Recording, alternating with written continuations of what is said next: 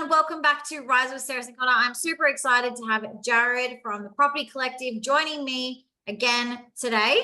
Jarryd, thank you. Happy Friday. Happy Friday. Thanks for having me back. It's always a pleasure. And you're back because I was doing some data, I guess, collective of BDMs, and one of the questions that I put out was about CMAs and their range when they do a CMA. So I think it was like 500 meters to 1,000, and then 1,000 to 2,000 kilometers. And your reply was, I never do CMAs. and I was like, this is just unheard of. And I'm really excited to dig deep more into this because over my years of being a BDM and now working within businesses and BDMs, I don't know anyone else apart from you, Jarryd, that has said that they don't do CMAs. So tell me and the listeners about why you don't do CMAs. Good question. So it's interesting you say that everyone does it. So we're in a busy marketplace and there's lots of competition. What are you doing that others are not doing? So what I mean by that is I'm not doing CMAs because there's other areas of the transaction, the process, the strategy, and the plan that I'm focusing on first and foremost. Because whenever we talk about markets, whether it's Brisbane or Canberra, which is where we operate, or any state for that matter, it's always the process and the strategy that's going to get you the price. The market will always be the market, and it's not about the agent that goes in and promises a price range or an estimate. It's the agent that can promise the process and the strategy, because that's what a prospective landlord should be basing their decision on, not someone that's walking in to buy a listing and saying, hey, we can get you this price, etc. And in most instances, before you even step in that living room, the owner will have a bit of an idea on what market values are doing anyway. They're not silly. These days, everyone has the same information. Tenants know what things are worth. Landlords know what things are worth. So in my eyes, or the role and what I train our BDs on is focusing on the process and the strategy, because it's where you can deliver information and educate the client on that process and strategy. That price is secondary to the conversation, because it doesn't matter what I think it's worth. It doesn't matter what the landlord thinks it's worth. I'm not renting it. They're not renting it at what someone out there is willing to pay for that property. Awesome. I love that. So my question is, because, and I'm just thinking what potentially other people are thinking. First of all, Joe, that I would assume that means before you were even going and meeting with the client, you would have an idea of their expectation on price anyway. Is that something that you do as part of your process? From time to time, I wouldn't say it's consistent. It's more a conversation when I get to the property in terms of asking them what they think it's worth or what they're hoping to achieve. Yeah. And that'll give me an insight into, depending on how they respond, where that conversation goes. For me, setting up the appointment, and I always sort of talk to and train the guys on, there's 3 opportunities to close. The first one is the setup of the appointment, the actual appointment, and then what you do after the appointment. So the actual initial setup of that appointment, again, giving them a different frame of reference or getting them to think differently about the questions they think they have to ask. Because when someone talks about real estate, everyone thinks you've got to ask the agent, what's it worth? What's it worth? But that's because they've heard it from, friends and colleagues and family, and they think they've got to ask that question. So we try and reframe that and get them to think about other questions or better questions that will help them make a better decision. So, Sarah, before we come over, just so we understand, what are the 3 most important things that you're looking for in an agency? Yeah. Questions like that to get them focusing on the process and the strategy and what they're actually making a decision on. Because whenever we talk about making decisions in this space, which is a little bit different to sales, it's not a decision that is going to be done in 2 or 3 weeks. This is a longer term decision we're making to work together for the next 2 years, 3 years, 4 years, etc. So yeah, there is an element of price that would come up, but it's not until we're actually at the property. And usually it's the very last thing that we talk about.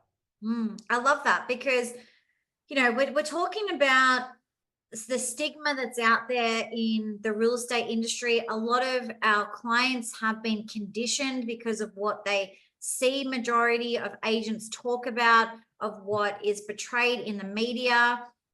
You know, love REA and domain, but it's the same thing. It's like price, price, price, price.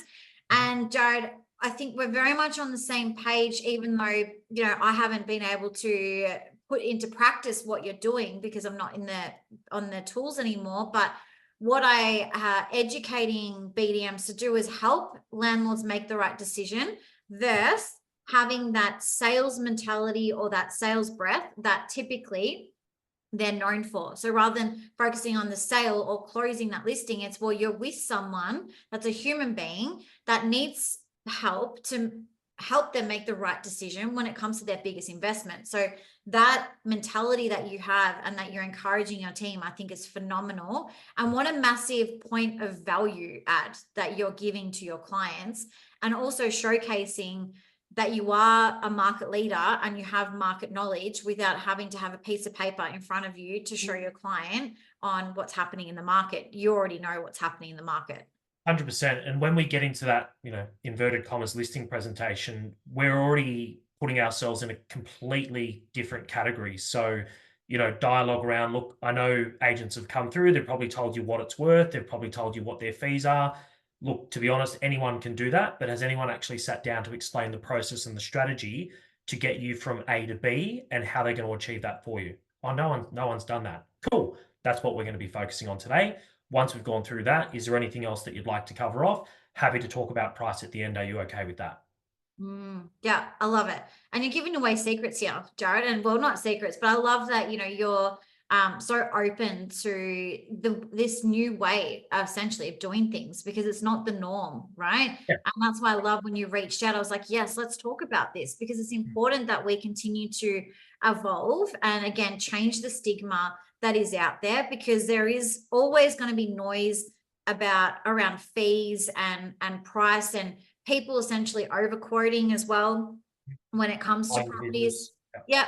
But essentially, like you said, it's the market that's going to determine the price anyway. And how are you going to help that landlord make sure that they suppose you're meeting their expectations, because they would have already seen what's going on in the market anyway, or had an idea, like you said, and you're just helping them get the best possible outcome in the shortest amount of time based on the strategy that you're discussing with your clients, which I love.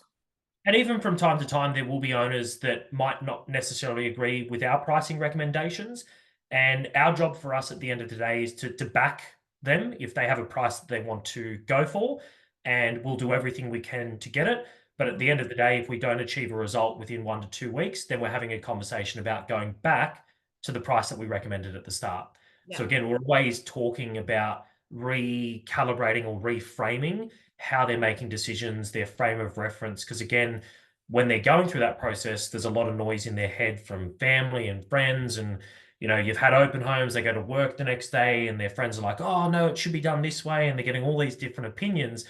How do we become the trusted advisor throughout that process? And it's just talking about the process, the strategy, educating them from what happens from start to finish, and you know, where there's changes in the market, what are our levers, where do we pivot, where do we go through from here? Like there's always got to be a plan.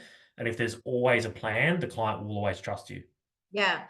So Jarryd, one thing that I know that still happens in the industry though, is either property managers or business development managers or business owners not actually monitoring the market or the data to be able to confidently have the conversations like that you have based on market trends, capital growth, you know, the rental yield and things like that. So what are some things that you're doing to ensure that you do have that knowledge of what is happening, not only in the market today, but the prediction of, well, next week or the week after, because it's going to change, right?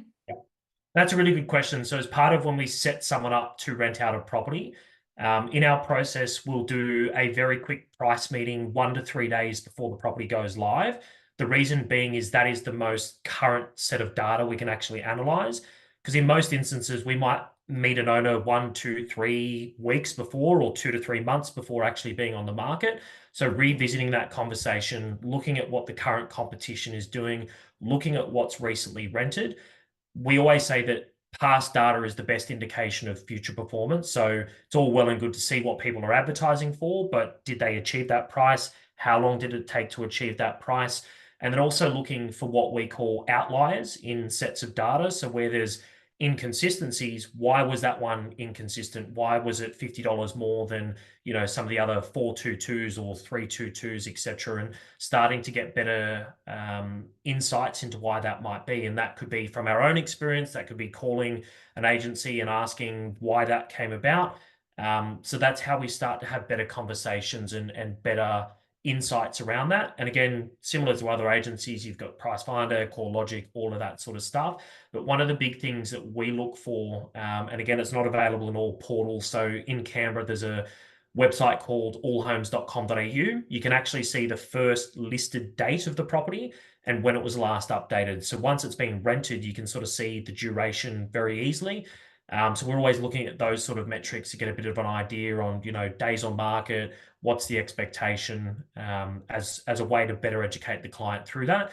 And we generally plan a sort of 2 to 6 week time frame for a result to take place. Where we're getting sort of beyond weeks 3 or 4, depending again on vacancy, etc., that's where we're having conversations and the owner's already conditioned to start looking at different levers. And that's, you know, reducing price or reordering photos or, you know, sponsored adverts or something of that nature. So we've always, again, got a plan, a tool or a resource for the next step and the next step and the next step. It's never a point where we're just sitting there and it's a very reactive campaign. It's always proactive. Yeah, awesome. And so, Jarryd, because I've had a couple of people reach out because, you know, the media says, oh, the vacancy rates are so low. Like, for instance, I know in one particular suburb in Melbourne, the vacancy rate is 0.6%, which is very low. However, properties are not renting quickly because the caliber of the applications or the renters haven't met standards. So then the landlords have expectations, though, of, well, I want this price, and well, the vacancy is only 0.6%. How would you tackle that objection and come up with a strategy to be able to navigate what's happening in that market with the application side? So it might be your marketing's good, your price is good, but unfortunately it's just you're not getting the high quality applications come in. Yeah, good question. And this is one we have a fair bit because it happens in any market. So in the core of any city, you've got, you know, generally wealth, affluence, etc. And then you go to different rings and socioeconomic statuses change, etc. So where people grab data or numbers, it's based on the law of averages. So the average across the entire region. But within every region, there's markets within a market. So rather than focusing on the region or the average, let's focus on your particular market. And what we know about your particular market is based on the price point that we're going for. We're actually attracting a lower socioeconomic because they can't afford to live in the affluent suburbs. And that's why the price for your property reflects X.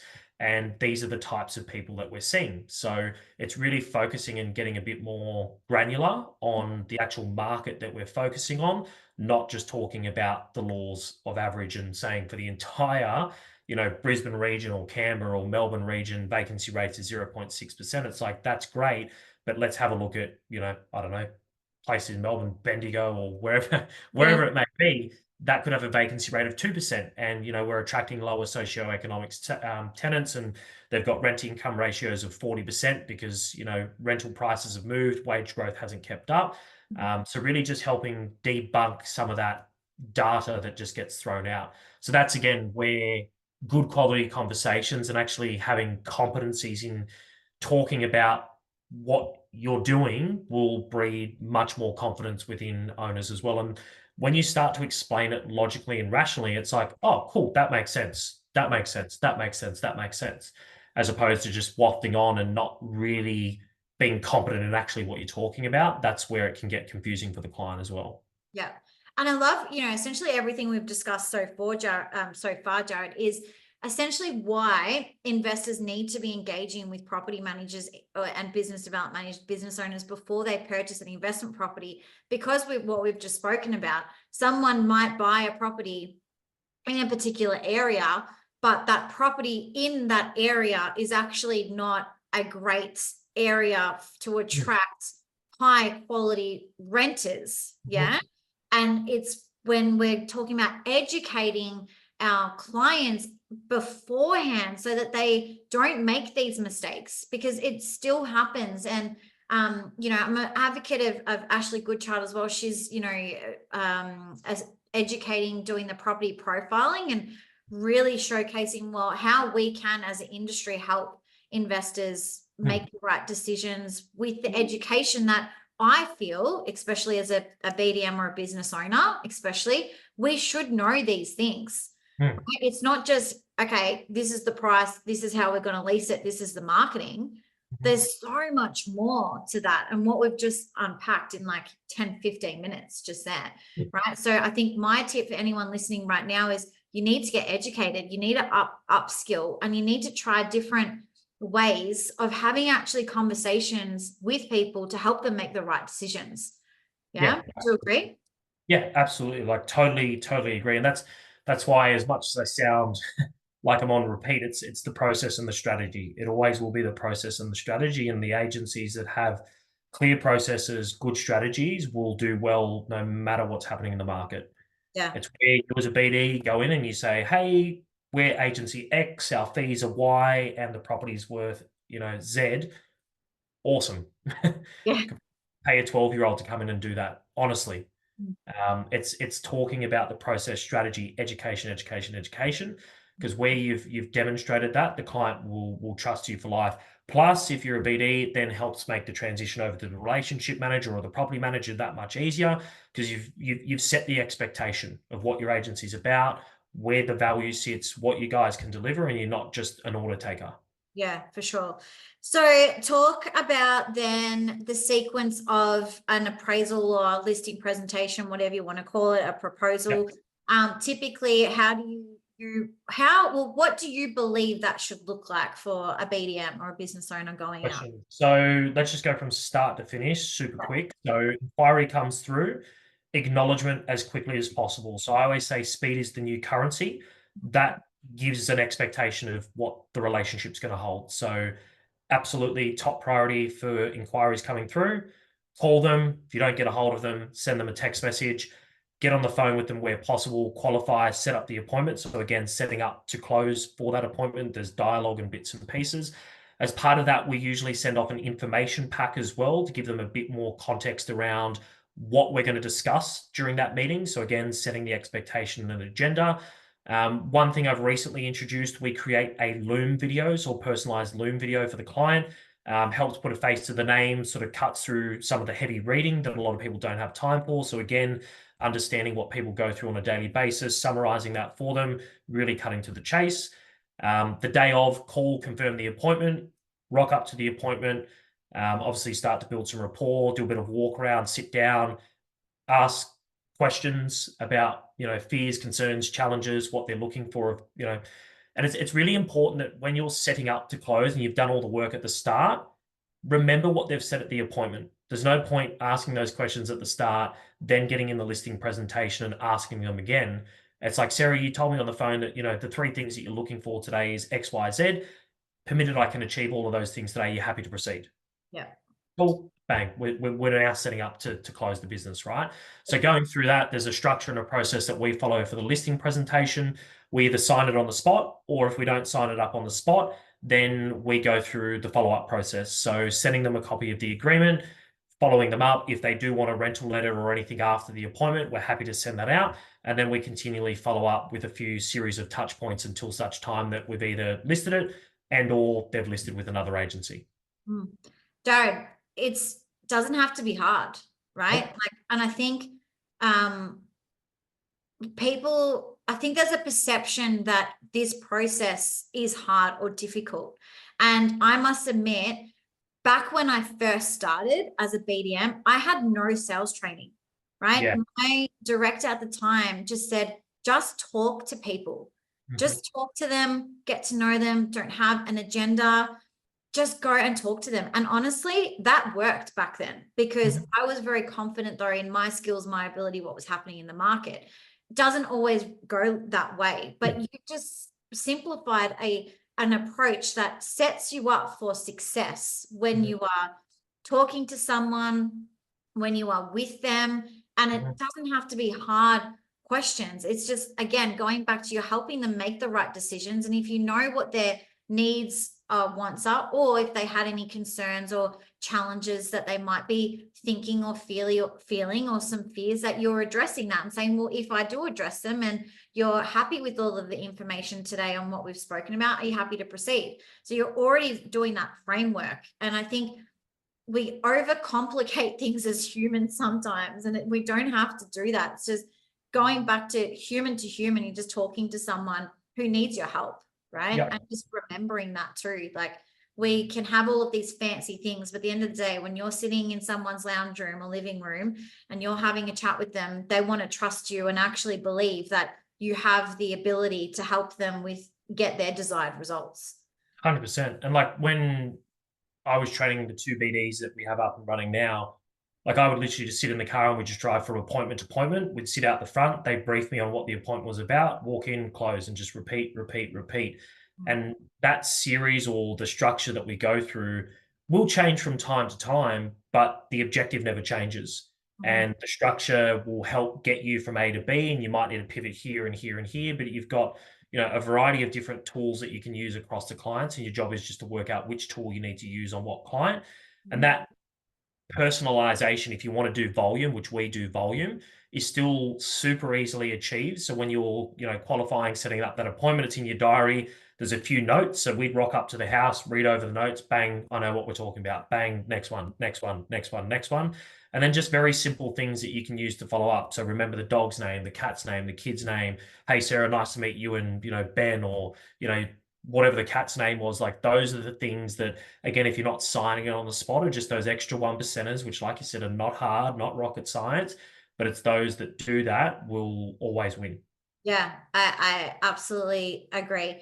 And I guess for, you know, BDMs like listening, it's just remembering that, you know, why do you do what you do in the first place too, right? We're here to help people. So just remember that when you are going in and having conversations.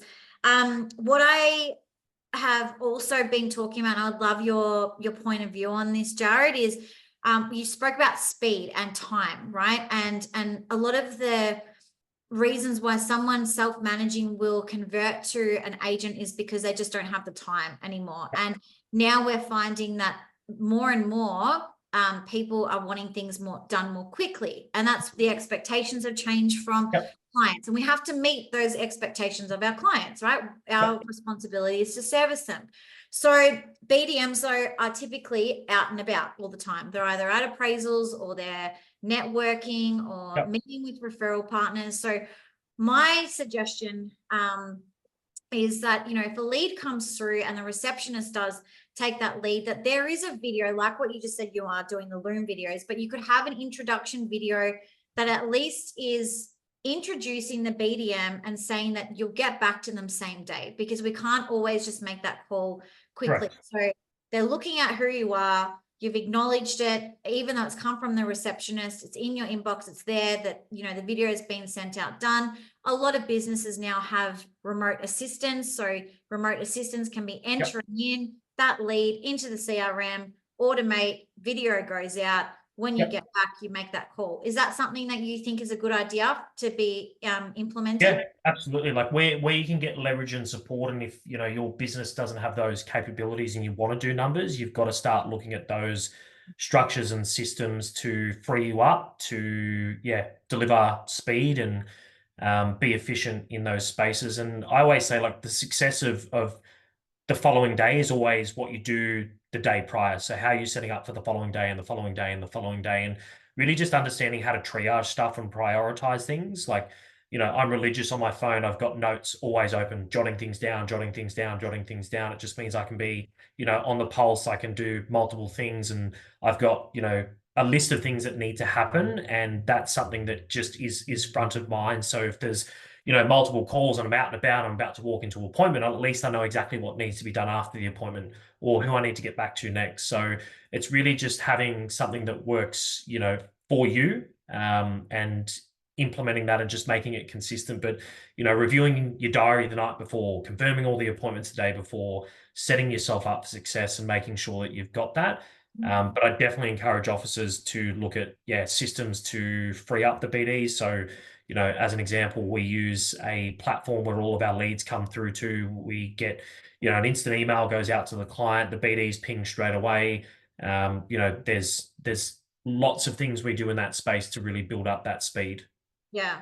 And I think going back to the importance of having a system and a CRM, I don't know how many times I have to say it, but anyone listening, if you do not have a CRM or a database, like these are the kind of things that you're missing out on to be able to deliver that extra service and create that experience from the get-go when someone contacts your office or contacts you. So it's not just about putting data in there, it's to actually help your lives easier and to assist you to build trust really quickly. Because I think if you can do that as a BD, then you're going to have a much higher success rate, a higher conversion rate, because you've nailed building that trust really quickly with your clients. Oh, 100%. And like if you don't have a CRM system or you don't have a leads follow-up process, I would not see any clients for the next month until you've nutted that out, because that is what will keep you in the industry for a long time, as opposed to just getting on the horse and riding it and having fun for 2 or 3 months, and then your pipeline looks shit and you just ride this rickety wave of success and no success. And like where you've got those foundations set up, your career should be very linear. Yeah, I was actually speaking to another director this morning, and interesting because we were actually talking about sales agents, wasn't about BDMs, but same goes, right? And it's typically when the market is down, sales agents will blame the market. Oh, I've got no clients, I've got no leads. But we're like, hang on a second. Well, why are you not in the office? Why are you not making calls? Why are you not out there meeting people? But then we're talking about not only that, that's being reactive. It's every day, and our last episode we spoke about this anyway, every day what are you doing to make sure that you do have a good day tomorrow, and so that you do have consistency, that you're not dependent on the market, you're not dependent on your sales team referring leads. You've got those, again, going back to you, what you say, your systems, your processes, your strategies in place so that you have a good year, not just a good day or a good month, that you're actually going to have a good year. And I think that was just so important, and a reminder as well for everyone listening, like you got to keep going every day. The minute that you take your finger off the pulse or you just stop and you're not being consistent, and that's going to affect the outcome, not the market. Stop blaming the market. It's you got to take control and take responsibility for the outcomes of, your business within the business. Agreed. Totally agree. Totally agree. Well, Jarryd, it's been an absolute pleasure having you on. A quick one, but a good one. I'm sure so many people listening today are like, whoa. And also, I hope they take it on board and just, be open-minded to other ways to do our roles. Yeah. Forever changing, forever evolving. I'll put your details below. If anyone wants to have a chat with Jarryd, like Jarryd, you are the most like open person, and I appreciate that you're always open to have a chat. So please reach out to Jarryd if you do have any more questions, or myself. But thanks, legend. What a way to spend some time on a Friday. Thank you. Appreciate it. As always, team, keep rising. Thanks, Jarryd. Yeah.